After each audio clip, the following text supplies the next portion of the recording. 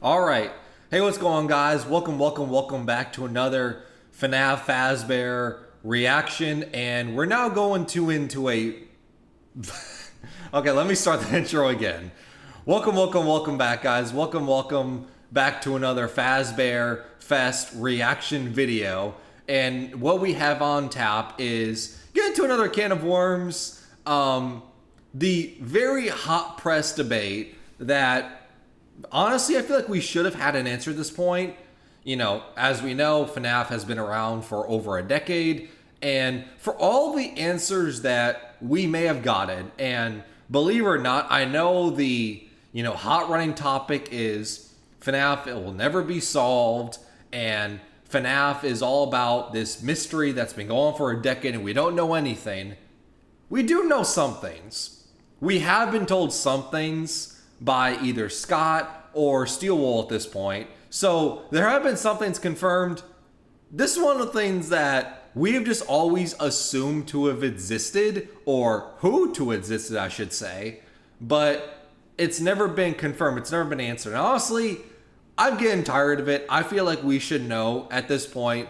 Like, just someone say something, right? Scott, Steelwool, someone just outright say, yes, there is a Mrs. Afton, or no, there isn't. Yes, Mrs. Afton was made in the likeness of Ballora, or not, right? Because there's a running theory out there that following Elizabeth's death and possibly also the FNAF 4 crime child, William Afton was locked away in the sister location bunker to cope with his grief after losing his children and everything. And in response to that, he made Ballora in the likeness of... Well, he made Ballora in the likeness of Mrs. Afton, I should say.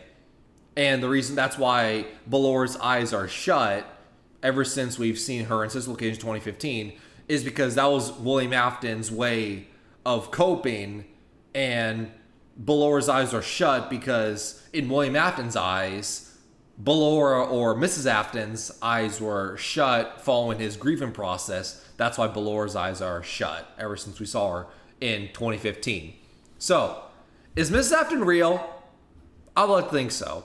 The only piece of thread, and it's a very, very, very small thread, is the only illusion we have of even a Mrs. Afton existing is in Between Nights of Sister Location.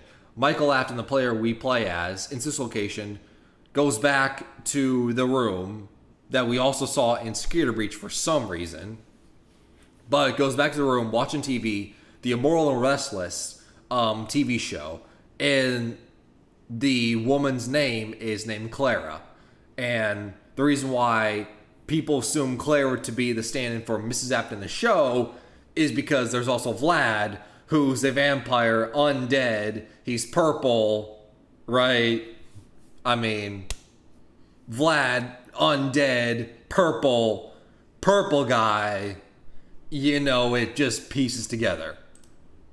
But other than that, there's never been any sign of Mrs. Afton existing. So, can we please just have that answer? Thank you. When Game Theory released Part 4 of their Ultimate FNAF timeline a couple years ago, a lot of people were caught off guard when MatPat suggested the idea that William Afton's wife was not only relevant to the story, but also the one behind everything in Security Breach. A lot of people were quick to write it off as MatPat just making things up in order to create a narrative, but I don't think it's actually as crazy as people think. In fact, I think there's actually evidence for her involvement outside of what was mentioned in Game Theory's timeline video that, from what I've seen, has gone almost entirely under the radar. So stay tuned and consider subscribing, because I plan to explain just how much evidence points to Mrs. Afton potentially being involved, and how it would actually make sense even with the Mimic being the current major villain of the story. For starters, since it has been about 2 years since Part 4 of Game Theory's timeline was released, I feel like I should first go over what... It's been 4 years? Jeez. It's been 4 years. Oh, Lord. 4 years, and we still don't know much of anything. Man, 4 years ago. So let's just think about that for a second. 4 years ago was the final major wrap up to like the most updated FNAF timeline according to Game Theory, MatPat. And at that point, it's also been, what, 2 years? A year and a half since he retired and left Game Theory and the Theorist channel forever? Man, that's crazy. That's already been like a year and a half. Was proposed in that video, and then what I think does and doesn't hold up. The main focus of the video was the idea that Mrs. Afton inherited the position of Fazbear Entertainment CEO since both of the original founders, as well as all of their relatives, ended up dead except for her. For LeBron in 2K25. Funny. No, I shouldn't say that. 2K25. All I will say, Dakota,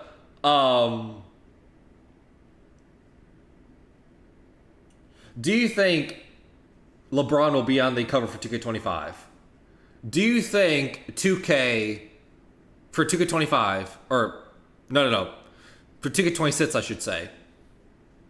Do you think 2K for 2K26 for LeBron will do what they did for Kobe in 2016, where 2K26, it's LeBron's final year, huge send-off, huge retirement tour, and LeBron's like on the cover of like the special edition or something like that? So I think it's widely assumed that next year is going to be LeBron's final year. MatPat claimed that Mrs. Afton spent the time between Henry setting William and the other animatronics on fire in Pizzeria Simulator and the events of Security Breach attempting to put her dead family back together after discovering William's remnant experiments. In that video, it was proposed that FNAF AR having animatronics sent out to be infused with collected remnant was how she got the remnant energy to do what she wanted to do. Help Wanted gave her an environment to rebuild William's mind through Glitch Trap, as well as obtain a replacement for her daughter Elizabeth through a brainwashed beta tester named Vanessa. Also, I know my body's just rambled because I originally paused to talk about that stuff about the business and Mrs. Afton, and I got, mind swapped with the LeBron stuff. But I also want to bring this up as well because I've talked about this in previous theories, so I'm going to bring it up again, is the reason why we believe, if you don't know, but the reason why we believe that Mrs. Afton is a key player post FNAF sits on, so like, I'm gonna call this the VR AR era. I don't know if that makes it any easier, but VR, Help Wanted 1, 2, FNAF AR, Security Breach, Ruin, right, this new era of FNAF is clearly a new era, has gone a different direction, and the reason why we believe Mrs. Afton to be a key player is because following the FNAF Sits fire, where Henry burnt it all down and had intent of burning everything and ending the story, ending William Afton for good. Following Henry's iconic speech, you get one more line of dialogue from Annie Field Hand Unit talking about how Fazbear Entertainment's no longer a corporate entity, they're no longer a business.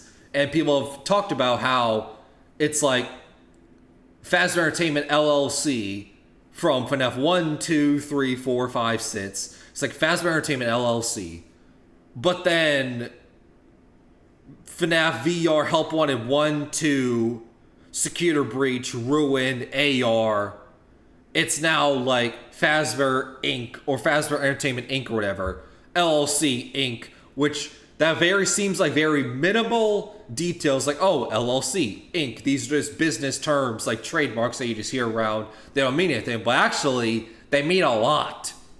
Because if I'm not mistaken, LLC is the one where you can have, it's, how do I say this? Right now, getting a business talk and get into the nitty gritty. But if I'm not mistaken, LLC is the one where you have one or two owners, aka Henry and William Afton, and they're the head CEO of the company. They can do whatever they want.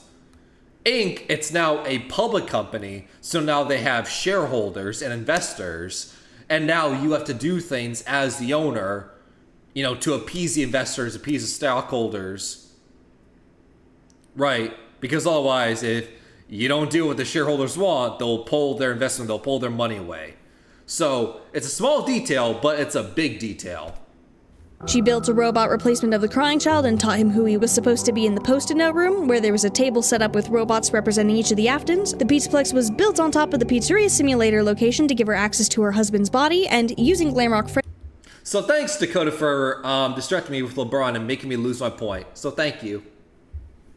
ready for the excavation of the rubble led to the spirit of her oldest son, Michael, possessing the animatronic. Then Gregory went rogue during security breach and her little family fantasy fell apart at the seams. As much as there are issues with the theory, especially since it was made before the release of Security Breach's Ruin DLC and the Help Wanted 2 game, MatPat did have decent evidence for the idea of Mrs. Afton being important to the story that technically is still valid, even in light of the Mimic being revealed at the end of Ruin. After all, while people are quick to write off evidence in main game Security Breach after the creator of the franchise, Scott Cawthon, mentioned that there were miscommunications about what the purpose of certain clues he told the company that made the games, Steelwool Studios, to include were supposed to be, that doesn't change that Scott did tell them to include certain things in the game, or the fact that we ended up with the game that we did. Just because Scott said he used Ruin to get the story back on track doesn't negate that Security Breach is the game that we got instead of whatever he may have originally planned. And getting things back on track doesn't mean that what we got was retconned out of existence.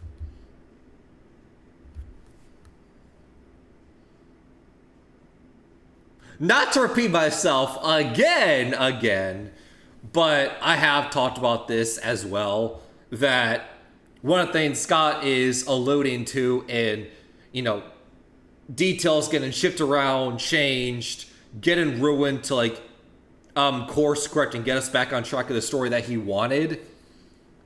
I've always thought that was the whole Security Breach getting delayed, but the books coming out still, right? Because, once again, I've talked about this in a past reaction video, so I'm going to be repeating myself, but for recap, because it's been, 6-7 years since we first heard about Security Breach, which sounds crazy, but if I'm not mistaken, Security Breach was supposed to come out in 2019, and then things happened, things got changed around, things got delayed. Once again, Scott had some ideas, Steelwool had some ideas what they want to do, so there was a clash of ideas, so it got delayed. It's it got delayed to 2020, right? So it's okay, we'll delay the game to 2020, hash some things out. Security Breach will come out in 2020. Cool, all things ends well, right? No, because of course 2020 was the pandemic. It shut everything down. So it's the game got delayed to 2020. Well, because of lockdown and the COVID pandemic, we're not going to give it 2020. So I guess early 2021, the game will come out. And it's okay, no, we are still hashing things out. We're still recovering 2021, early 2021. We're still recovering from the COVID pandemic. So it's all right, we'll delay it till late 2021. And that's obviously when the game came out. But go from a 2019 release to a 2021, late 2021 release, by the ad, right? The books were still supposed to come out from the Scholastic publisher, right? So instead of Security Breach come out in 2019 and then the books later in 2019, all of 2020 through the pandemic, and then early 2021, mid 2021, late 2021, the books were supposed to add context to what we saw in the 2019 release of Security Breach. Instead, what happened is 2019, game did not come out. Books came out. 2020, the books had an obligation to still come out. No Security Breach. No added context to what we saw in Security Breach because the game hadn't existed yet. 2021, still no Security Breach, but books still had to come out. So, 1,000%, instead of the books adding context to what we would have seen in Security Breach, it was now basically spoiling everything that we would have saw in Security Breach, and that's why the story was a jumbled up mess, and that's why it very clearly, stuff was changed for the game we got in Security Breach. Very clearly, stuff was changed, and to me, that's what it was. Plus, just because there is a main villain of the arc in the Mimic, that doesn't mean there can't be any others. William Afton was the primary antagonist of the arc up through Pizzeria Simulator, but that didn't stop Circus Baby from also being an important one during Sister Location, even though she was tied to William Afton, so she was basically a byproduct, subordinate figure of William Afton. But yes.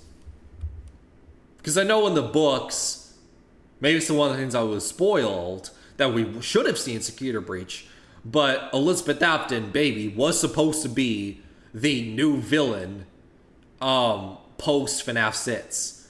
FNAF VR, Help Wanted, Security Breach. It wasn't supposed to be the Mimic. It was supposed to be Baby. She was supposed to be the new villain. The books talked about how William Afton is just this dead corpse that is very weak, and Baby now has these like Black Death's blood tentacles come out their body and everything, and that causes William Afton to be like this big, giant, trash monster. Sounds so weird, but this happened in the books. Is William Afton, this serial killer, is now this big kaiju trash monster behemoth, right? And Baby is also spewing like black tentacles that apparently is either like souls or blood from previous FNAF victims. So that's something that happened. But the reason why William Afton was weak at that point and why Baby was going to be the new villain of the series is because Baby leaves the junkyard where the trash panda monster is. I cannot say this without laughing, as you can tell, because it just sounds so weird. But this is what happened. It sounds weird, but I'm just telling you what happened in the books. Is Baby leaves the story, leaves the giant kaiju trash bunny man, right? And then once she leaves, that's when William Afton's able to be defeated as the giant trash monster. Meaning, Baby was the stronger threat. William Afton was only defeated once the stronger threat was able to leave, aka Baby. Mimic is the current focus, that doesn't mean there can't be other characters that will show up later or are operating behind the scenes. After all, like MatPat mentioned in his timeline, Vanessa got the position of Pizzaplex security guard from someone at the top of the company, and it wouldn't be too outrageous for the last surviving relative of the company's founders to be the one to inherit the position and then give her that role as part of her plans. Additionally, the fact that the staff bot table in the post-it room almost certainly represents the Afton family, while having a bot that looks to be the mother at the head of the table of all places feels intentional, especially when you consider that this is a room with a lot of attention drawn to it. As much as people now often say that this room was actually somewhere the Mimic just drew scribbly pictures while in a William Afton persona, I don't think that's what's going on in the post-it room for a couple reasons. For one, who is in that room? What is the point of that room? Like, seriously, what is the point of that room? Because even when I played my playthrough of Skater Breach and we went through that room trying to piece together what was happening, I could not have any answers. I did not figure out a way of the room's existence. Because what is the point of the room? And what I mean by that is, whose room is it? Right? We believe it to be Gregory's room. That's the place he was hiding out, I guess. We believe it to be Charlie, Henry's daughter who goes on to possess the puppet. We believe it to be Charlie because in the game files it's named the Charlie door. We know it's some robot coming to consciousness. That's the point of the room. Because the post-it notes start off in binary and then like stuff like, why is I, or I can't see. And then you get to like very scribble, jumble up mess where you can't really make out what it says or anything like that.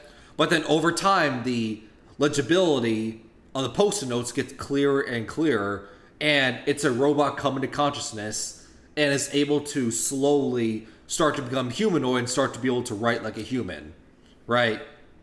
So, is it Gregory, Charlie, some other figure, right?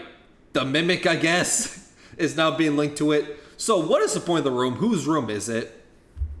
One thing, there isn't actually much evidence that the Mimic had any desire to pretend to be William Afton. That's not to say that the Mimic isn't involved with Glitchtrap, of course, since there is decent evidence that it is involved considering how in the books the Mimic 1 program was used to create games, presumably like Help Wanted. However, based on what we know about how the Mimic actually works, I don't think that the theory that Glitchtrap and Burntrap are the Mimic trying to be William really holds up. I could understand it somewhat before the Mimic's appearance in Ruin, but considering the fact that the Mimic and Burntrap look absolutely nothing alike except for a single hand that only looks similar rather than the same, and despite claims to the contrary, does not have markings that line up with Burntrap's flesh bits, I don't see how Burntrap could be the Mimic pretending to be William. Plus, we actually get the Mimic's point of view during one of the epilogues in Tales from the Pizzaplex that takes place while the Pizzaplex is being built, and therefore after Glitchtrap already existed, and nothing about it indicates that the Mimic was trying to be William. Rather, it was running a rather basic thought process about navigating the circumstances it was in to complete its goal of, delimbing and decapitating a group of teenagers because it was programmed to do that to endoskeletons. While some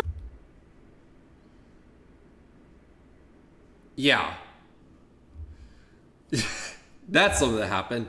So, I'm not sure if we will get, I guess this is a tease. I'm not sure if we will get this in The Secret of the Mimic that's coming out very, very, very soon. Can't wait for it. So, that's something that happened. Is following David's death, Edwin's son's death, and the Mimic software starts programming everything that David did. Edwin beats the heck out of the robot creation, infusing with agony, and then abandons it in the factory. Fazbear Entertainment employees go to the factory to retrieve the Mimic, so then, Freddy Fazbear does what Freddy Fazbear does, is take a technology that's not theirs, and then make it to do what they want to do. It's kind of like, the scientists in Jurassic Park in a way, right? Meddle with things that they shouldn't be doing with. It's a classic line of, you're so focused on seeing if you could, you never stopped to ask if you should. So, Fazbear Entertainment employees go to the factory to retrieve the Mimic software, and what they do is one of them plugs their laptop computer into the Mimic and basically programs it to remove all the staff bot arms, legs, and heads. It basically is able to speedrun and do the work that humans were supposed to do, but instead, humans being lazy left it to technology instead. Well, technology AI does what it's programmed to do. It removes all the heads, arms, and legs of the staff bots. And it's like, great, humans being lazy, leaving things to the machines to do their work. Well, eventually it got to a point where all the staff bots were decommissioned and broken apart, right? The AI programming did what it was supposed to do. But now, all it saw was the Mimic and a bunch of human staff employees. And technology AI is not going to be able to differentiate from a staff bot and a Fazbear employee. So doing its program, doing what it's supposed to do, the Mimic rips apart the arms and legs of the employees because it was just doing what it was programmed to do. So humanity's laziness led to their own downfall. Which isn't that mean to life? have suggested that different strains of the Mimic program had different goals, that still wouldn't explain Glitchtrap since Glitchtrap was active at the Pizzaplex, but the standard Mimic program at the Pizzaplex and Tales always chose to represent itself as a white tiger with green and blue eyes, not as anything related to William like Glitchtrap is. Once again, not to say the Mimic isn't involved with Glitchtrap, but like I mentioned in some of my previous videos, I think the reason Glitchtrap is a rabbit is most likely due to foreign code that's mentioned in cut dialogue from Help Wanted 2 and Whoa, I didn't see that. Whoa, I want to read this. Hold up. Not to say the Mimic isn't involved with Glitchtrap, but like I mentioned in some of my previous videos, I think the reason Glitchtrap is a rabbit is most likely due to foreign code. At Natural, don't say anything. The staff might get suspicious. And staff is because it's the staff bots. Right? So it's abbreviated for something. Don't know what. Don't worry, they can't hear me. I'm on a special signal these staff bots can't process. I was able to upload some helpful code. It should look like a key. Find a place where we can talk safely. You need to listen to me carefully. Don't help it escape. It's using you to finish where she left off. Only a small piece of his code remains. It is bound to the past. Find its memories and return.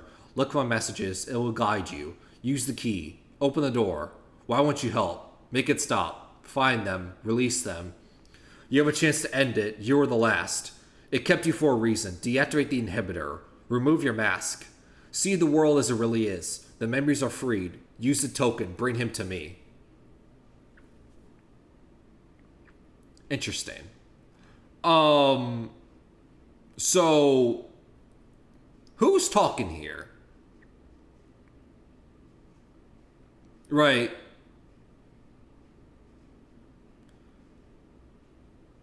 Because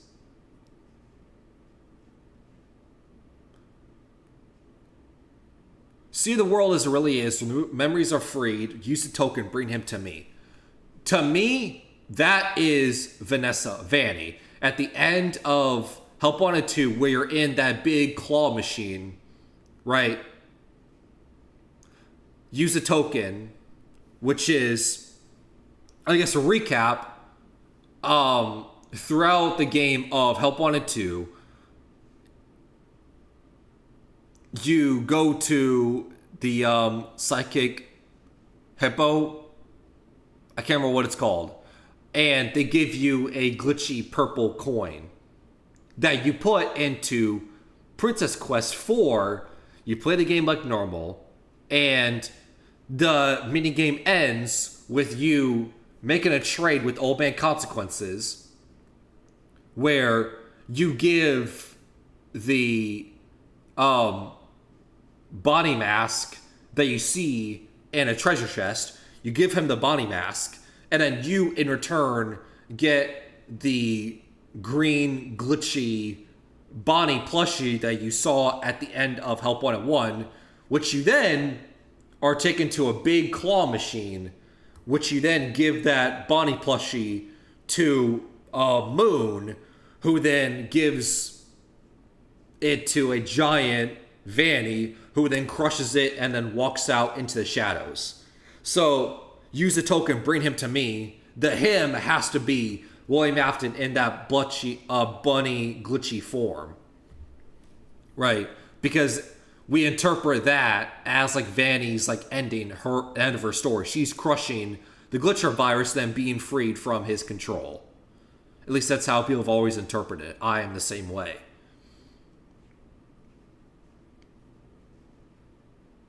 The staff might get suspicious. Don't worry, they can't hear me. I'm on a special signal the staff can't process. I was able to upload some helpful code. It should look like a key.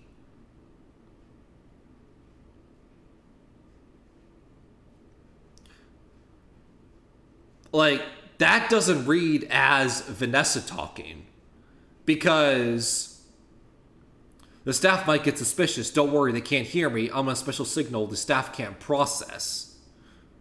To me, that doesn't read as Vanessa, because we believe Vanessa as Vanny, which I'm going with the assumption, the interpretation, that Vanessa and Vanny is the same person. We believe before security breach from the emails, the digital messages that you get throughout the play in the game of security breach, it talks about this all-staff meeting. And we believe the all-staff meeting was a way for Vanny to program the staff bots and kill all the employees, all the human employees. So now all there is the staff bots roaming around the pizza plats. There's no human employees. The only human employee is Vanessa, who is also Vanny. So the staff might get suspicious. The staff can process on a special signal. Why would that be Vanessa if they also can't control the staff bots through Vanny? So that doesn't make any sense. So it has to be someone else. Don't help but escape. That has to be William Afton's glitch trap. it's using you to finish where she, I'm assuming Vanessa, left off. Only a small piece of his code remains. It's bound to pass, find its memories in return. Throughout the game of Help 1 and 2, you are finding the memories. The little plushies.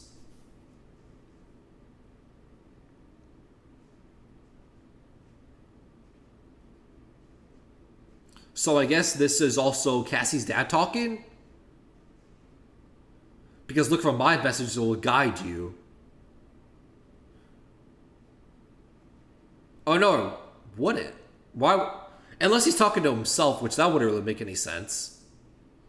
Because we play as Cassie's dad in FNAF VR Help 1 and 2. We're the one who deactivates the inhibitor. We're the one who removes the mask and sees the world as it really is. Huh. Interesting.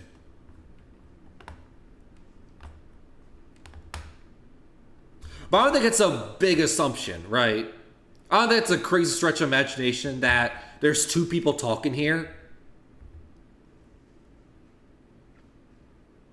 That's mentioned in cut dialogue from Help Wanted 2 and is implied to originate from William and his memories of his victims, including Charlie Emily, who the Mimic wouldn't have witnessed the death of. I'm not going to go into a full explanation in this video for the sake of time, but even if Glitchtrap was the Mimic going out of character and pulling a William Afton impersonation with no outside influence, someone or something had to be physically present to do the writing in the post-it room to make the notes and set up the table. And I don't think it's very likely the Mimic was ever physically in the main Pizzaplex. I think a lot more people would have died if the murder-happy endoskeleton was ever let out of the basement and into a place where it could access hundreds of people, and considering it's trapped in the pizzeria simulator location where the Pizzaplex is being built in the books, and it's back behind a wall of concrete by the time Ruin comes around in the games, I don't see why or how it would have gotten out of that location only to go back before security breach. We also know from the dialogue of Gregory in the elevator at the end of Ruin that the Mimic was trapped down in this concrete wall slab under the Pizzaplex, under the FNAF 6 location. Below that is where the Mimic is. So it's below all these structures. The Mimic was trapped under here for a long time. And it's a big deal that it finally got out now, following Cassie deactivating all the security nodes. So no, it doesn't make any sense of how the Mimic was able to free roam in the Pizzaplex, kill people, and then get not only underneath the Pizzaplex, underneath the FNAF 6 burn location, underneath that in this concrete slab structure that we still don't know who locked it down there to begin with. But it was locked down there for a long time apparently. So no, I totally agree. That being said, even if it was the Mimic who set up the table, it doesn't change the fact that it stands out that the bot representing Mrs. Afton is at the head of the table instead of William, who was the big bad throughout the first arc of the franchise. I can entirely understand why it led MatPat to suggest that Mrs. Afton played a bigger role in the current arc. That being said, while the theories about the other Aftons returning in one way or another are things I intend to circle back to in future videos, I do think the fact that Scott mentioned that Ruin was course correcting the direction of the story means that whatever may or may not have been going on with the Aftons in the background, there would need to be more evidence as to how Mrs. Afton would be around and what she would be doing, rather than just the hints we maybe get in Security Breach. Fortunately, there are other FNAF projects Scott has worked on that I think could provide just that. One thing that caught my attention with the Tales from the Pizzaplex series was how the very first story, Frailty, connected back to the Fazbear Fright series. For those who aren't familiar, in Frailty, the main character Jessica has a pendant made of remnant that she uses to heal people by shaving off pieces of it. As she does, we find out that Jessica is a spirit functionally haunting a pile of metal garbage that's slowly falling apart as she uses up the remnant, and is only kept functional and human-looking by her pendant, and when she shaves off too much of it, she collapses into a pile of scrap metal. The reason this story stood out to me is because this isn't the first time It's To Be Beautiful. That's the same story that we also saw in Into the Pit. Had a girl made of trash with a remnant pendant in the series. In the Fazbear Frights books, there's a story about a girl named Sarah who finds and activates an animatronic named Eleanor that says it'll grant her a wish. Sarah wishes to be beautiful, Eleanor gives her a pendant, and while Sarah thinks Eleanor is making her prettier, it's actually an illusion from the necklace that hides the fact that bit by bit, Eleanor replaced Sarah's body with scraps. And I feel like that's one of the reasons why people think of sound illusion discs being real, is through this pendant necklace. right? Because I know they just summarized the story, but I'm going to summarize the story as well. Because, yeah, Eleanor finds Eleanor, who quite literally is that. That is Eleanor, but let's just call a spade baby. She's baby and grants her a wish like a genie. But just like a genie, you wish for something and things don't always go the way you expect it to, right? So she tells Eleanor her wish is to be beautiful. And baby's like, all right, I'll grant your wish. You'll be beautiful. And then she goes to sleep every night wearing the pendant. And each night, according to Eleanor in the mirror, while wearing the pendant, she's getting more and more beautiful, right? But reality, baby is sawing off arms, legs, ears, cheekbones. That sounds weird, but that's true. That literally is what happens in the story.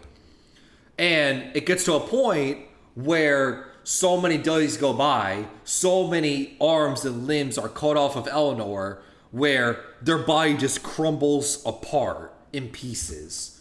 It's not able to stick together anymore. And it causes the pendant to fall off because obviously there's nothing holding it together anymore. And she's just a pile of trash and scrap.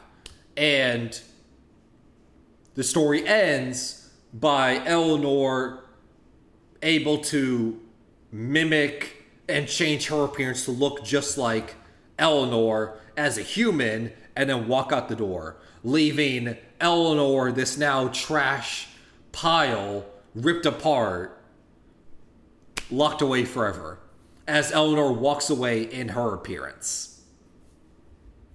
It's an interesting story. But yeah, I feel like a confirmation at this point that sound illusion discs exist. When the necklace fell off, Sarah fell apart, and Eleanor was able to use an illusion to pretend to be Sarah instead. Jessica in Tales seems to be in an eerily similar situation to Sarah, except she realized her condition and the power of the necklace, and used it to help others before completely falling apart. While Eleanor herself doesn't make an appearance, someone had to put Jessica in that condition and give her the necklace, and there isn't really anyone else it would logically be. Now, I don't necessarily think the Fazbear Frights books are in the same timeline as Tales, and the game's even less so considering how certain events like FNAF 3 aren't compatible and play out differently. I also think there are some things from Tales that don't line up with the games perfectly, like Edwin selling his failed vacuum company to Fazbear Entertainment in the books and having a seemingly successful costume manner in the games. However, Tales... Unless the vacuum, once again, we're going back to this theory again, this can of worms, is Edwin and Henry the same person? Because I'm going to assume, as always, I'm going to repeat myself again, Edwin and Henry are the same person. If you go back to FNAF 6, the FNAF 6 Pizzeria Simulator, the bunker, was made by Henry. The Rockstar animatronics were made by Henry. Everything in that game was made by Henry to bring it all together and burn it all down and effectively end the story for good. One of the things that makes its first appearance is Mr. Hugs a vacuum cleaner and like trash in the game, #1 crate. Stuff we assume Henry to have made. Henry, Edwin, same person. is still very relevant to the story of the games and has given us a lot of answers, like the identity of Patient 46 being GGY. So the fact that this first story in Tales connects to Eleanor implies she could be more important to the latest story arc than we may have guessed. But how does this relate to Mrs. Afton? Well, when Fazbear Frights came out, a lot of people assumed that Eleanor was the Fazbear Frights version of Circus Baby, since she's a female animatronic with green eyes and red pigtails that's described as looking clown-like. Not to mention, her name does share a first syllable with Elizabeth, the spirit in Circus Baby. There's also a scene in the epilogues where Eleanor temporarily merges with the amalgamation of animatronics William Afton took control over, and when she left the amalgamation, it's pointed out that William, as the amalgamation, watches her go with a pleading expression that turns into human-like despair. While it's possible that he was just missing the power she contributed to the amalgamation, since it is mentioned. Hey Sharky, what's up? How's it going? Yeah, I'm good, yourself. Hey, what's up? In a You came at a good time. Talking about FNAF, as always. later epilogue that she was the source of its power, I feel like. But since we're talking about it, I guess open fire round. Do you think Mrs. Afton's real? Let me know. Just quick fire right now. Do you think Mrs. Afton's real? Such an emotional response could easily imply that he had some sort of emotional attachment to her. Of course, I don't think she's actually Circus Baby, considering the differences in her name, other aspects of her appearance, and her plot purpose, but I don't think that means the similarities should be discounted. After all, why have an entirely separate clown-like animatronic character with green eyes and red pigtails if the readers aren't meant to draw connections between the two? I mean, I think Eleanor from To Be Beautiful and Baby are the same person. Right. Hold up. 1 second. We're going to do a bit of compare contrast. All right. So this is Eleanor in Into the Pit.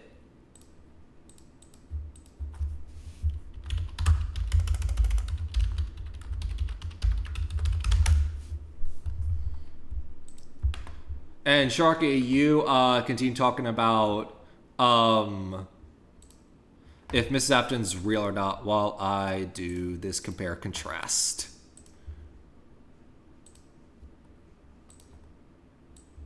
It's a lot like Edwin and Henry's storylines being the exact same.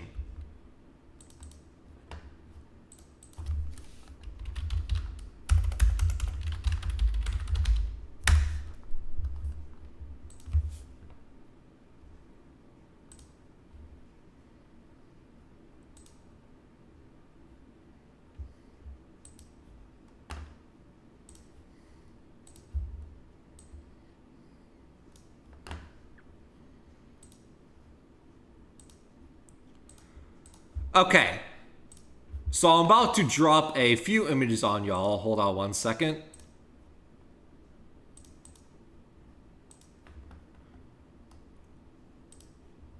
All right, so this is Baby.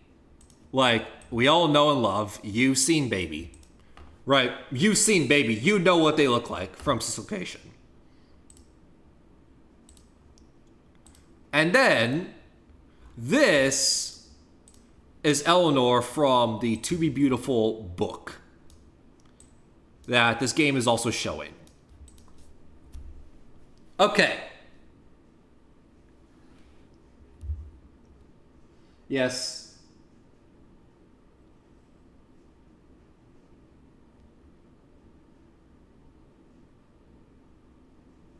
Yeah, and conveniently, you talk about game theories, theory about it.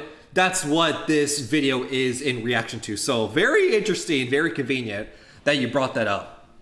But I tend to agree that Mrs. Afton does exist. And yeah, I also do agree. I brought this up earlier of, you know, the prime time for her to show up is Flaw and FNAF sits of how Henry made the FNAF's location to burn all down and end the storyline for good. You get the line from Andy Filianian talking about Fazbear Entertainment's no longer a corporate entity. No longer a corporate entity, no longer a business. But then it immediately switches to the business being better and healthier than ever with VR games, AR games, a giant mall pizza plets, right? So it's no longer a business, but it seems to be thriving and better than ever with all these like grand projects. So what happened? Right? So clearly there is someone new at the helm, at the ownership. And plus, people have also talked about it, and I also talked about this as well early in the video, is, if I'm not mistaken, FNAF, I'll have to corrected on this, but if my memory serves me right, FNAF 1, 2, 3, 4, 5, 6, it was Fazbear Entertainment LLC. But then, Security Breach ruined FNAF VR, Help 1 and 1 and 2, AR, ruin, right? I'm assuming, actually no, I was about to say Seek on the Mimic, but actually no, because that's in the 70s. But all those games though, it's Fazbear Entertainment Inc. Incorporated, which I brought this up earlier of how that's a small detail. Like, oh, people have just heard business terms like LLC, Inc., Incorporated, right? What's the big deal? But actually, it's a massive deal because LLC, you can have like 1, 2 owners, CEOs. They're able to make all the business decisions. They're able to do whatever they want. They own the company. Inc., it's a public company. So now you have shareholders, investors, and now you kind of have to listen to the shareholders because they're invested into your business, right? Not saying you have to listen to all their ideas, but if you don't listen to their ideas, you lose their funding, you lose their stocks, right? But anyway, not to get nitty-gritty in the business side of things, but anyway, back to the reason why I brought these images up. So, to the most left is Eleanor in Into the Pit in the minigame about To Be Beautiful. And the middle is Eleanor from the book this game is based on. This minigame is based on, To Be Beautiful. And you have to the right, Circus Baby from Dislocation, VR, the one we all know and is very, very popular, right? And you just look at the design similarities. All red hair with ponytails. All have green eyes. All have red blushing cheeks. Right? All have like a red outfit. All of their skin is like white. Right? I mean, we can see for 2 of them, they both have red shoes. At least 2 or 3 of them. And I'm pretty sure Eleanor also has red shoes, but obviously we can't see it because the image is cropped up at the top. Right? You're telling me this is not the same person, just different designs? You're telling me this is supposed to be different people? I refuse to believe that. Right? Red ponytail eyes, green eyes, red dimple cheeks, red outfits, white skin, red shoes. Like, this is the same person. Right? This is the same person. I refuse to believe otherwise. Right? Because if you have to, like now that we're looking all 3 right now, to me, you have to I would say even more so. Because I know there's some people out there that are very, very, very passionate about Henry and Edwin being different people.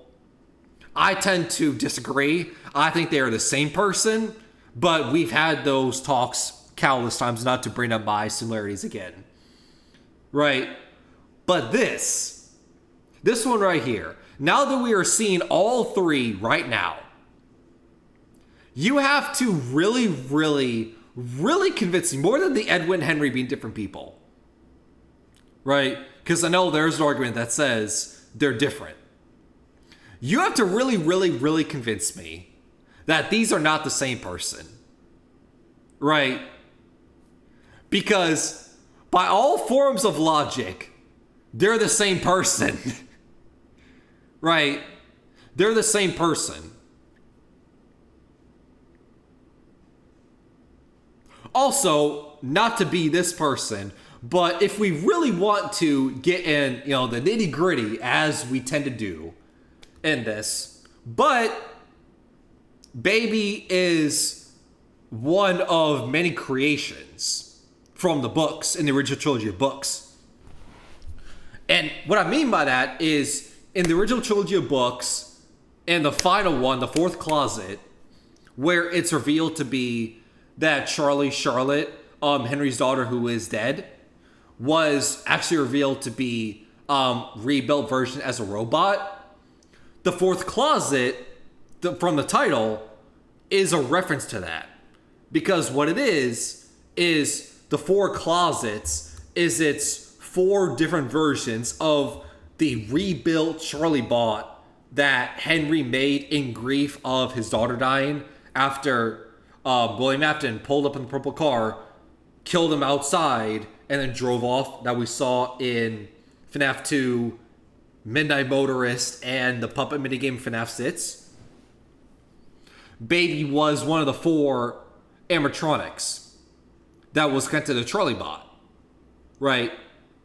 So if Baby is connected to the Charlie Bot, one of the creations, why would they also not be connected to the Eleanor creation from To Be Beautiful, right? Why wouldn't it be? Right? You have a version out there that's, Baby connected to the Charlie Bot from the fourth closet in the original trilogy books with Henry. Why would you also not just have a version of Eleanor connected to Baby, since Baby's connected to Charlie? Right? I hope I'm making sense. I know I just threw a lot of information out there, and I hope I made it make sense. And what I'm trying to say, I hope I made it make sense. I hope.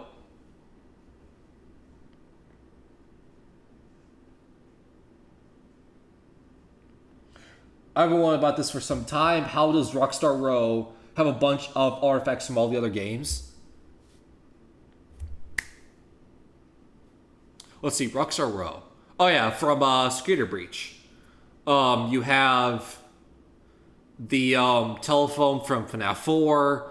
You have... I'm trying to think what else you have.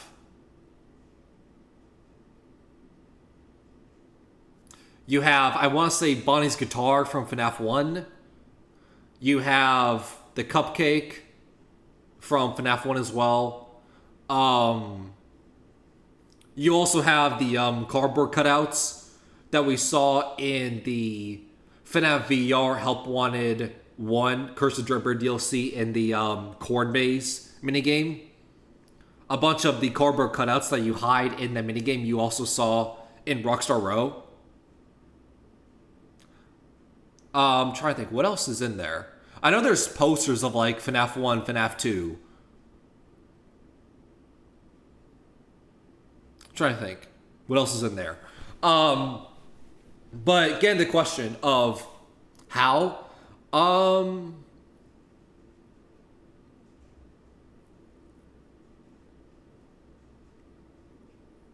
to think. I know.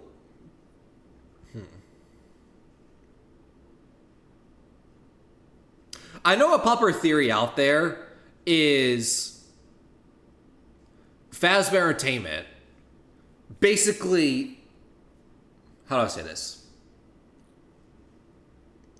Basically had like a best hits thing and conglomerate everything to Rockstar Row. And what I mean by that is they basically looked at all the popular things from the previous games and then recreated them in the FNAF AR special delivery game and then brought those recreated versions into the Pizzaplex and install Rockstar Row as like a display to, hey, these are the best hits. You remember these popular things from the previous games? Look at them on display now. I know that's a popular theory out there that I am honestly inclined to believe.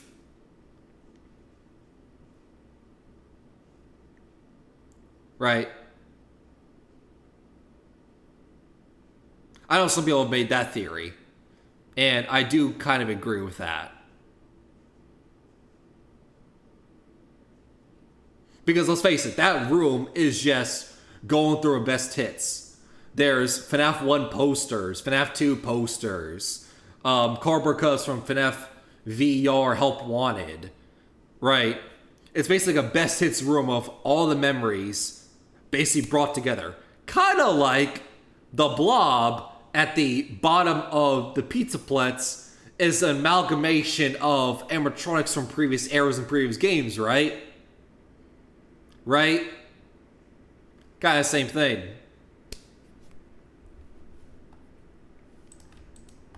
That means the similarities should be discounted. After all, why have an entirely separate clown-like animatronic character with green eyes and red pigtails if the Also, I want to make sure... Oh. Sorry. Let me get rid of... Since the video's playing, let me get rid of the baby stuff and Eldor stuff. Okay. Cool. Sorry. Alright. Continue. creators aren't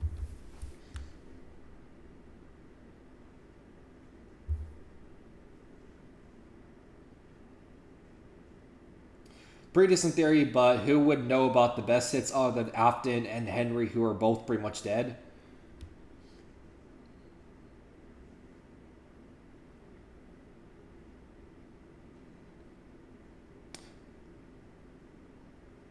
Henry dead, yes. Afton, it's kind of hard for me to say that he's dead because FNAF 3, he should have died after the Springlock incident, but he didn't. He should have died following Princess Quest, where the princess goes in the room and kills Glitchtrap, if you think that's Afton. But then you have Burn Trap in the Pizza Platz and Security Breach.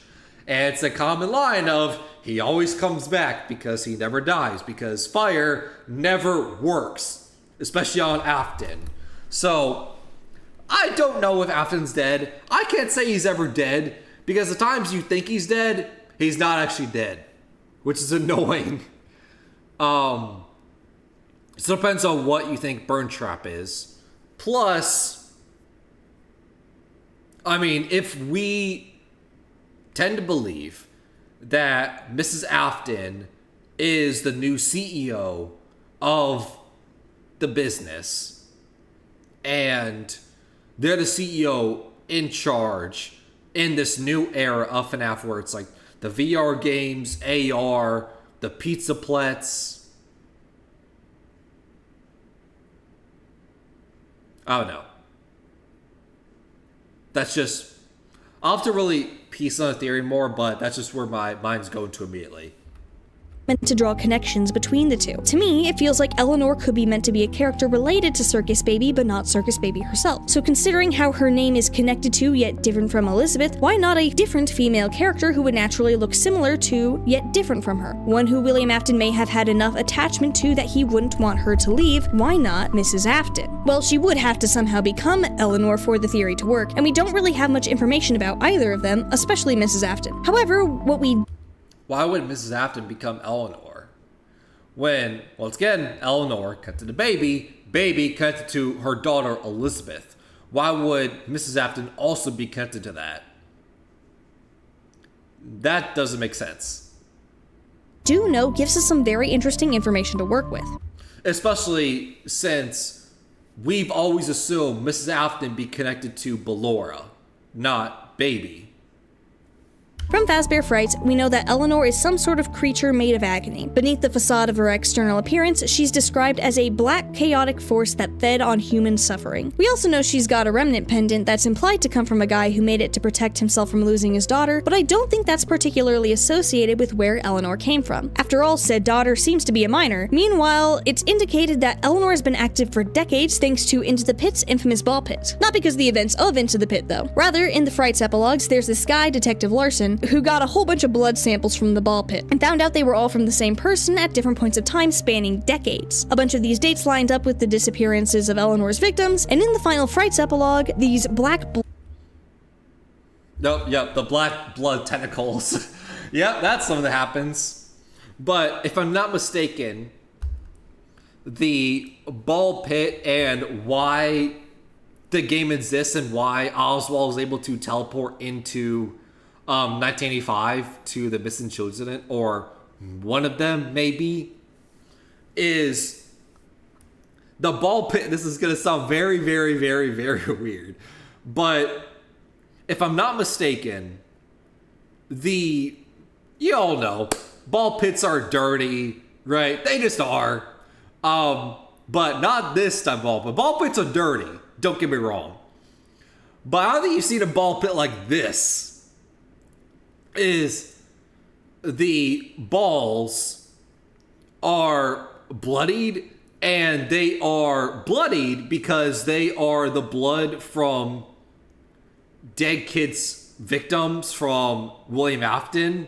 So it's like the blood from the dead kid victims from William Afton, they've now gone on to absorb and like possess the balls in the ball pit, and that is how Oswald was able to teleport back in time to 1985. Because why not? Why not have balls dirty ball pit. Why not have the blood be tied to past victims? That's how they are able to teleport.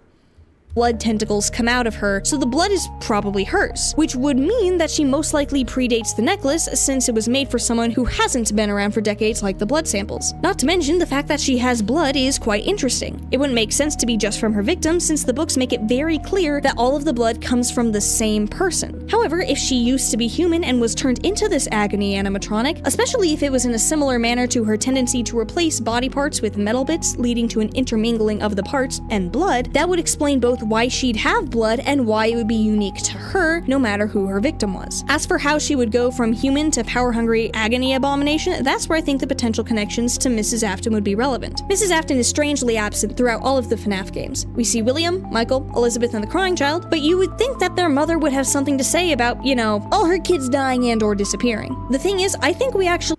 And her husband being a serial killer. That's also a thing that just goes unnoticed. We do know at least part of what happened to her thanks to Vanessa. Now, before anyone leaves an angry comment about how Vanessa isn't Elizabeth... Vanessa is William Afton's wife. Which throws a huge wrench in the movie because it's very explicitly stated that Vanessa is Matthew Lillard, William Afton's daughter. Okay, the movie's not canon anymore.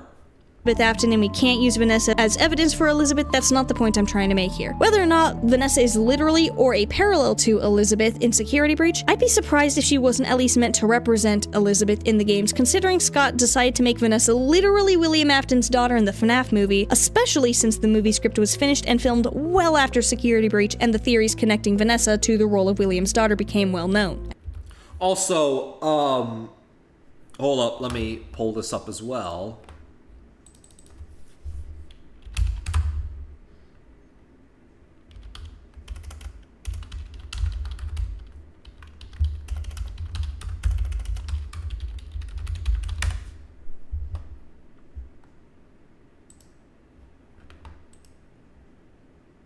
Hold up, pulling up another image. I know, it's been a while since we've done this. It's crazy. It's been so long since we pulled up images on stream for a FNAF video, but hey, here you are.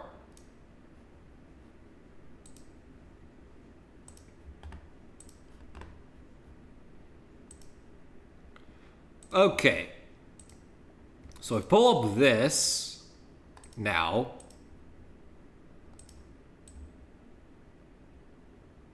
Not sure where to put it. I guess that works. Okay. So this is the ending you get in the Princess Quest ending of Security Breach. If you play all 3 Princess Quest games in Security Breach, which now it seems like is the canon ending, because you see Princess Quest 3 turn on side and ruin. You play Princess Quest 4 and FNAF ER Help 1 and 2. And as we discussed many times before, and us people have said it before me, is how Princess games work is you have to beat the preceding one in order to step forward. You can't beat and play Princess Quest 2 until you beat 1. You can't play 3 until you beat 2. You can't play 4 until you beat 3. So us playing 4 means Princess Quest 3 was beaten, and it's part of this timeline. So you play the 3 Princess Quest games, and you beat them in Security Breach, and you're taken to this. You see Vanny's mask on the floor at the end of the game. You see it on the floor in Phaser Blast. You also see Headless Freddy, which is also connected to Ruin as well. And then you see Elizabeth Afton. As you can see, you see Gregory, Headless Freddy, and Elizabeth Afton all on a hilltop eating ice cream. Now, there's a lot of details to dive in with this image. 1. Gregory taking a bite out of a Freddy golden, might I add, a golden Freddy popsicle is a nice callback, because if we believe Gregory to be connected in some way to the FNAF 4 Crying Child, him taking a bite out of the head of a golden Freddy linked to his death, where he was shoved in the mouth of Fredbear and bitten, is a nice callback. And then you have Vanessa here eating a vanilla ice cream cone, who is connected to Elizabeth because, as you saw in the Circus Baby minigame, after you collect the cupcakes, you collect an ice cream cone and you lure Elizabeth Afton to her death as you get scooped. Right? So you have potentially the FNAF 4 Crown Child. We believe Freddy to be a stand for Michael Afton because Michael Afton's connected to every game in the series. And you have the stand for Elizabeth Afton. You have the 3 Afton kids sitting on a hilltop eating ice cream. It's very symbolic. And we also believe the hilltop they are sitting on top of is the FNAF 6 gravesite, where you see the gravestones of the victims from the missing incident from William Afton, plus the 6th gravestone being Charlie Shutter from Henry. So, 100%. Vanessa is tied to Elizabeth Afton in some way, just based on that image alone. Just like Gregory's tied to the FNAF 4 Crown Child in some way because of taking the bite out of the popsicle. Is very nice callback to him getting shoved in the mouth of Fredbear and then getting bitten. He's now biting Fredbear. And the connections aren't particularly subtle. She's got green eyes like Elizabeth, her last initial is an A like in Afton, she doesn't like being in dark basements, like Elizabeth as Circus Baby, her dad's name is Bill according to her therapy files, which is a nickname for William, and she basically says that Glitchtrap is literally her father when she tells her therapist she can't talk about the Vanny costume because a certain he told her he would always be watching, only for her therapist to respond that she needed to resolve her daddy issues, and Vanessa to say that she had because she had compartmentalized him and locked him away. Therefore, Glitchtrap. But regardless of whether Glitchtrap is actually William or not, that's at least the persona of Bill Afton, who is considered by Vanessa and her therapist and her files to be her father. This could potentially be due to the canonical tampering that happened to Vanessa's files, where the therapist got the information from in the first place. Even if her actual father isn't William Afton and she's just being brainwashed into taking on the role of his daughter, the information the therapists have for her seems to indicate that he actually is. I emphasize this point because I find it very interesting that in one of the therapy sessions, the same one where the therapist mentions having gotten to know Vanessa from the files where her dad is named Bill, there's a startling amount of focus on Vanessa's mom and dad getting a divorce. Most of the conversation focuses on how Vanessa follows instructions, particularly those from her father, like when he manipulated her into giving false testimony in court against her mother during the divorce, and the therapist assures her that what happened wasn't her fault. However, one interesting detail is that the therapist says, "I know your mum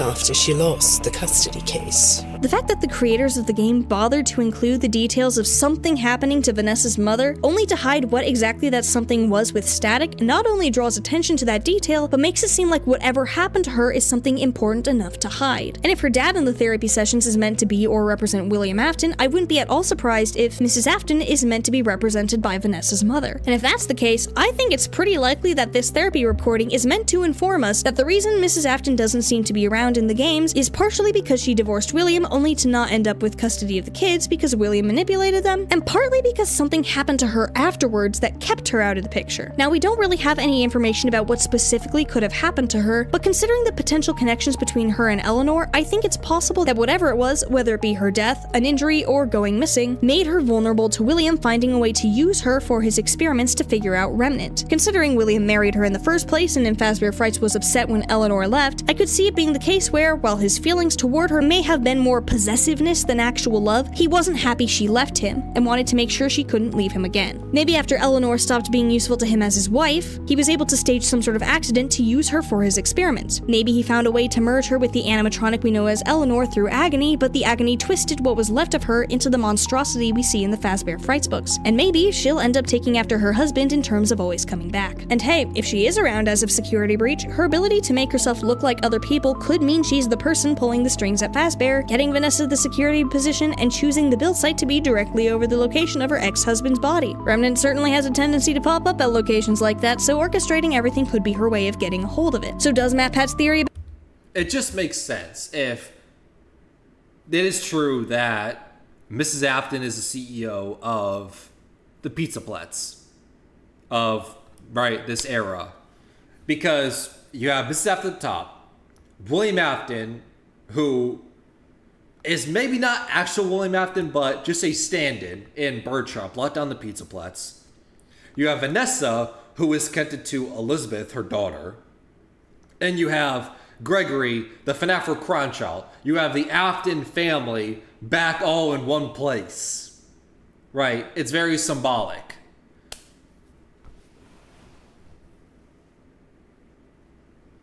Which question do you think Secret of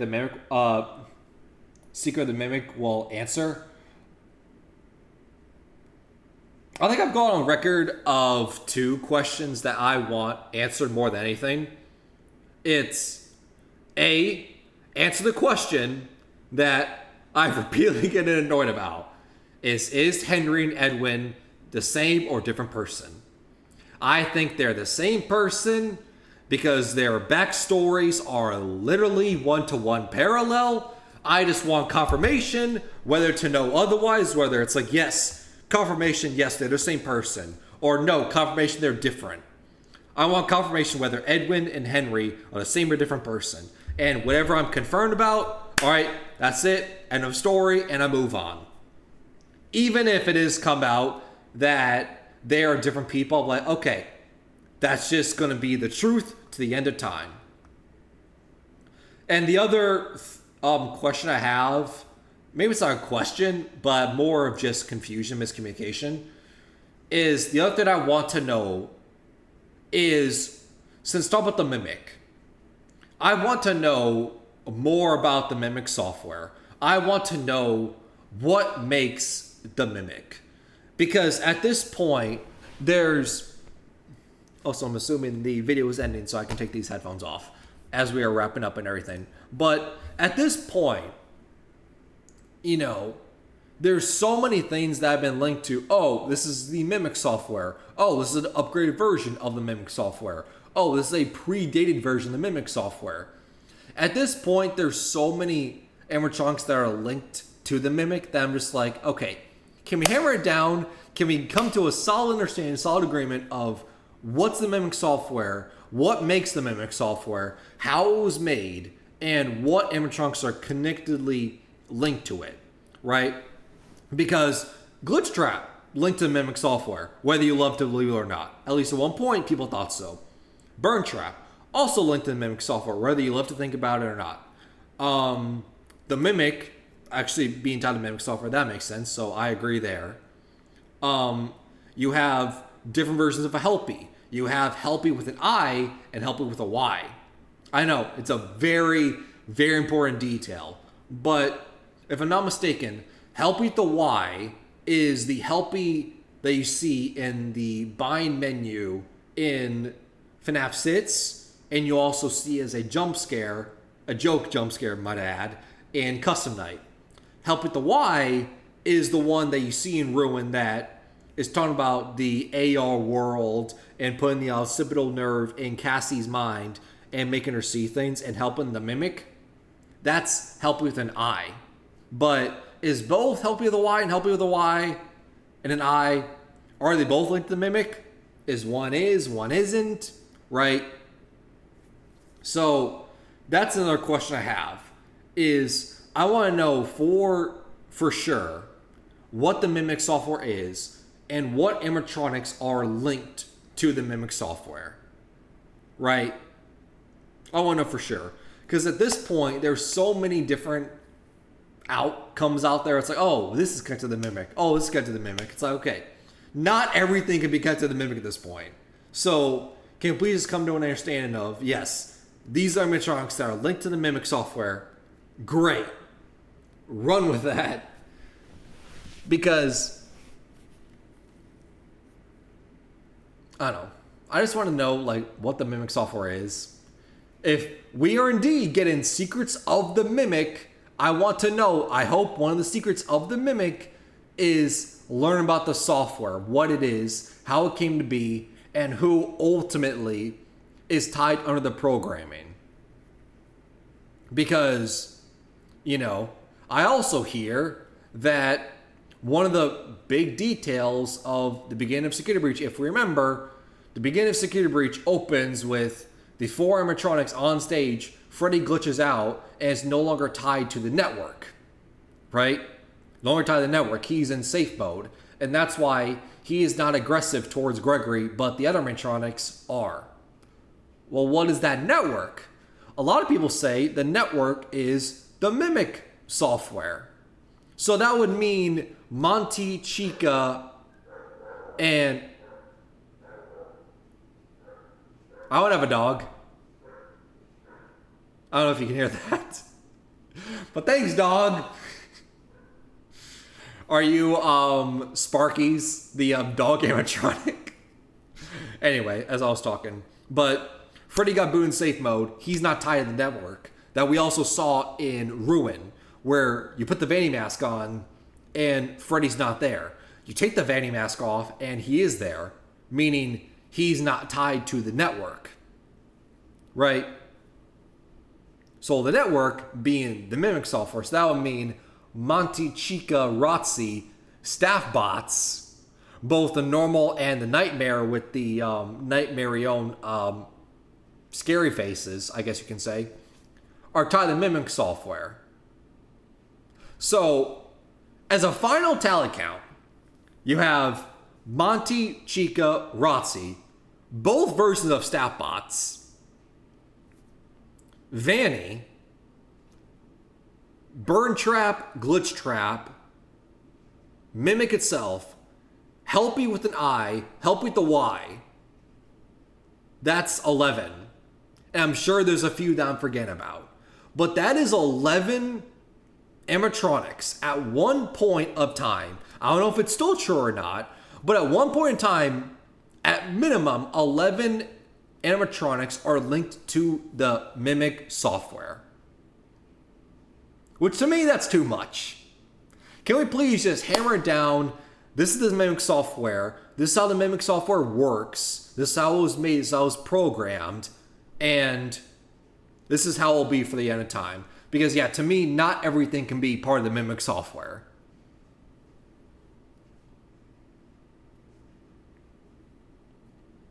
So, those are my 2 questions that I want to answer as you get the Mimic. Is difference between Henry and Edwin, and if we can finally hammer it down and get closer to, okay, this is the Mimic software, this is how it works, this is how it was made, and this is the animatronics that's ultimately linked to the software. Right? And then we can get down the nitty gritty later on of what Burn Trap or what Glitch Trap is, right, later date. It would solve what's in the bots or Midnight Motorist. Those are obviously long-running questions that we all want answers to, especially what's in the bots.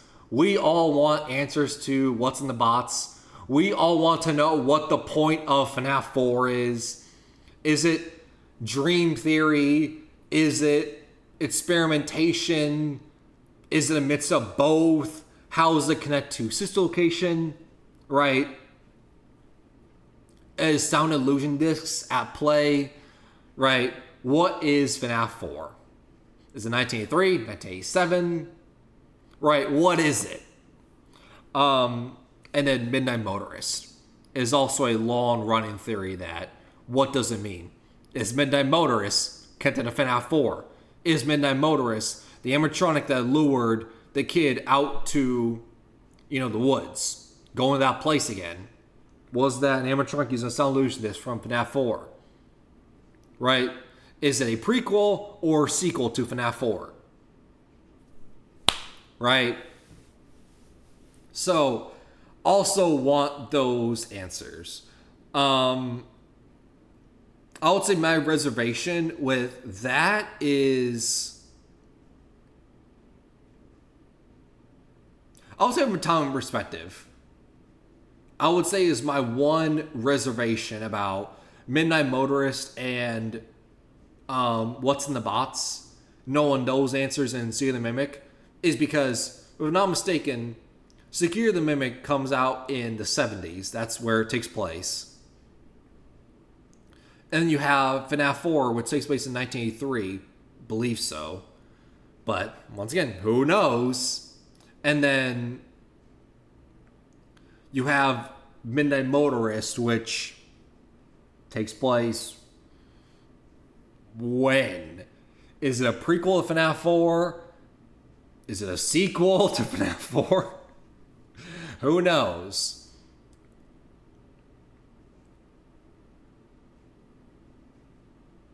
Right? Who knows? So, I would say it's possible. What's in the bots? What is in the bots? What's in the bots? Sorry, I had to. I assume people have seen the movie 7, right? Either, if you haven't, great movie. Anyway, I just had to get that one out. What's in the bots? What is in the bots? That's a long-running theory, isn't it? And to me, what's in the bots has changed several times. I am a firm believer that what Scott put in the bots in 2015, now a decade later in big old 2025, is not the same. It has changed.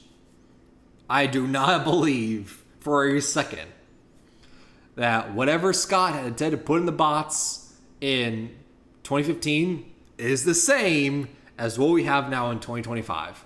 Now, what is in the bots, people have said a lot of things. People have said that it's a FNAF 4 Crown Child, the robot kid, in the bots, because that's what happens in the original trilogy books, which conveniently was also come out in 2015, same time as FNAF 4 was released, so the release dates line up, so the idea is the same. People talked about how it's a little bit more symbolic of how, FNAF World itself is the bots. The game FNAF World is the bots. Because FNAF World is meant to be a prequel to FNAF 3, the good ending, where you glitch through the game of FNAF World and you line up the cupcakes or line up the Balloon Boys to put all the pieces together and then play FNAF 3, get those minigames to get the good ending and rest the souls. So that's what the bots is. It's the FNAF World game pre getting the good ending, putting the pieces back together. Now it's up to us to go to find them. Right?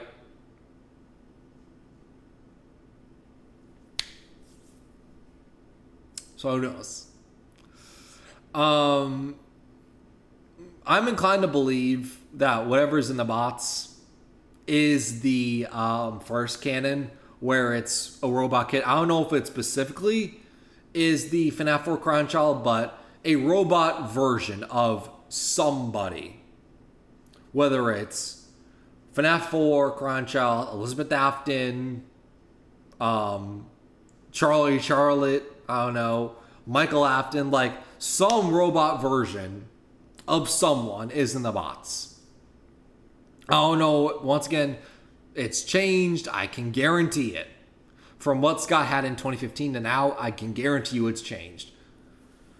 But to me, at one point or another, it was believed that a robot kid was in that bots because of what happened in the books. That in the books, in the original trilogy of books, I want to say it was the second book, Twisted Animatronics, Twisted Ones, could be, but regardless,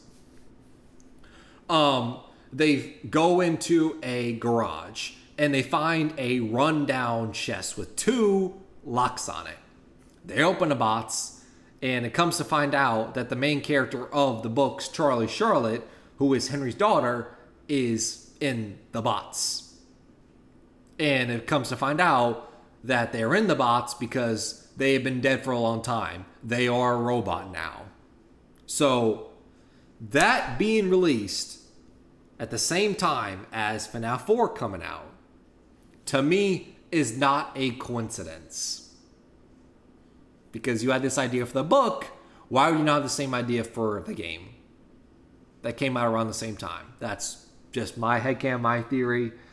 I understand there's many interpretations of the bots out there, and whatever you want to believe, to me, more power to you. But, yeah. What's in the bots? FNAF 4 as a whole, Midnight Motorist, those will be mysteries that, to me, unfortunate as may sound, I wish it wasn't this way, but I don't think we will ever get answers to those things ever. I don't think we ever will, as unfortunate as it sounds.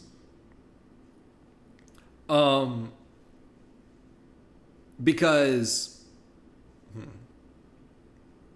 I know we talked about this in it feels like so long ago, but I know we talked about this in another FNAF VRD reaction about how the FNAF timeline is broken. And what I mean by that is that, with the amount of retcons, the amount of mysteries that still have not been answered to this day and everything, it's gotten so complicated, so convoluted, that without a doubt, the story has changed several times. And we talked about it while you're playing Ruin. The question was posed is, has the story been planned, since the very beginning? And I said, without a doubt, no. No way. No way, Jose, has the story been planned from the very beginning.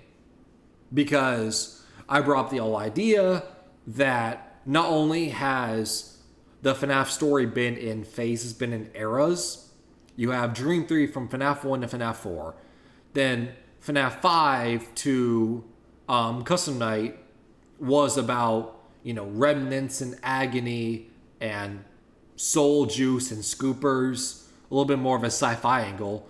And then complete turn on its head with FNAF VR 1 and 2, AR, Security Breach, Ruin, to now be like, once again, the Mimic, VR, AR, Mimic software era of FNAF. So the fact that there's different eras that you can link to tells me the story has had phases. It has not all been planned out. But I also brought up a real world example of how Scott Cawthon was a failed indie game developer out there. And it just doesn't make any sense from a just common sense standpoint that a failed indie game developer who has had countless games out there that never went anywhere, never had any success, for your final attempt at making a game, you plan out a decade worth of storytelling in eras. I refuse to believe that. You're not going to be able to plan out a decade's worth of eras and storytelling as your final attempt at making a game. That just doesn't make any sense. And if something doesn't make any sense, it's probably not true. But anyway, getting back on topic of what I was talking about with Midnight Motorist, FNAF 4, the whole Mr. FNAF 4, and what's in the bots. To me, those mysteries will never be answered, as unfortunate as it sounds. Because, maybe I'm part of the problem feeding into it, but FNAF is popular because of the lore, because of the Easter eggs, because of the mystery, and talking about theories, reacting to theories, giving their own thoughts on it, right? So maybe I'm part of the problem since I share my own theories and react to other people's theories and everything. But no, FNAF, maybe in the beginning, FNAF 1, it was carried by a unique idea, unique game and everything.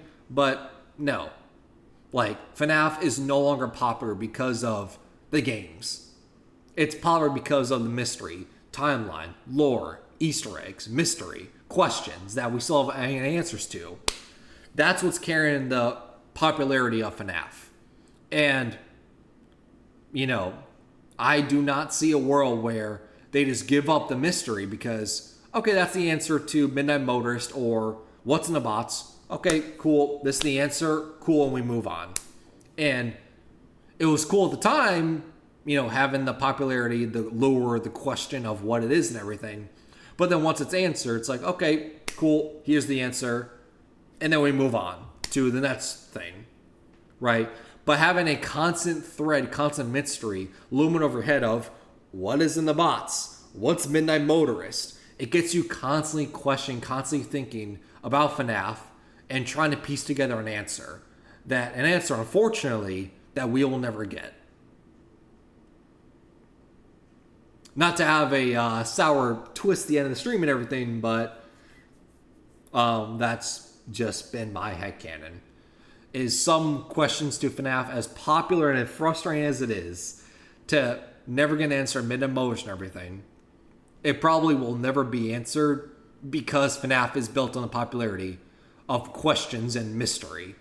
And just outright ruin the mystery and just stay in the answer. Sure, it's great to know the truth, sure. But then all the fun, the addiction, the dopamine rush of painstakingly going over details and mystery and coming up with this interpretation, this interpretation, this interpretation of the story of this event is now gone because, hey, it's the truth. This is what's been told, and that's just it.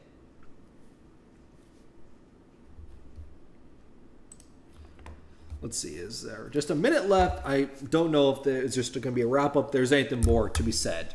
About Mrs. Afton being the CEO and current mastermind of Fazbear Entertainment technically hold up, at least in one form or another? Kinda. Do I believe that's what's going on? Not really, no. I do currently believe that Eleanor is potentially Mrs. Afton and that she may end up making a game appearance in the future, but if Mrs. Afton died and became Eleanor, she probably wouldn't be inheriting the company. Not to mention, Matt did say after talking to Scott Cawthon that he got the story of Security Breach wrong, and whoa. Parents in the future, but if Mrs. Afton died and became Eleanor, she probably wouldn't be inheriting the company. Not Whoa. Oh, that's very brief. to mention, Matt did say after talking to Scott Cawthon that he got the story.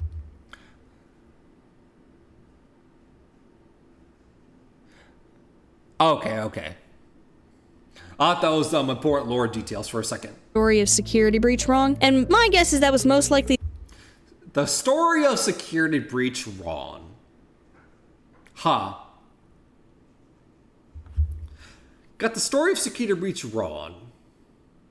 That's interesting.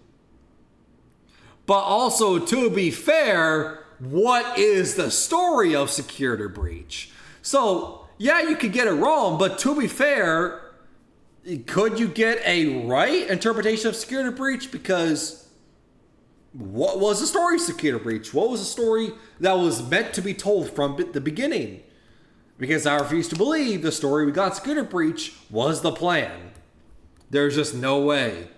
the stuff about Mrs. Afton being the mastermind trying to bring her family back, which is why this was originally going to be an April Fool's Day video up until I realized I was talking too much about stuff I actually thought was plausible and had been sitting on for years, and then turned this into an actual theory video. That being said, it was a really interesting idea, and I feel like there's a lot more evidence for it than people gave it credit for. That being said, just because there's evidence for something, that doesn't mean it's accurate. It's all just theories at the end of the day. If you enjoyed this— Agreed. All right, cool. Wrap up.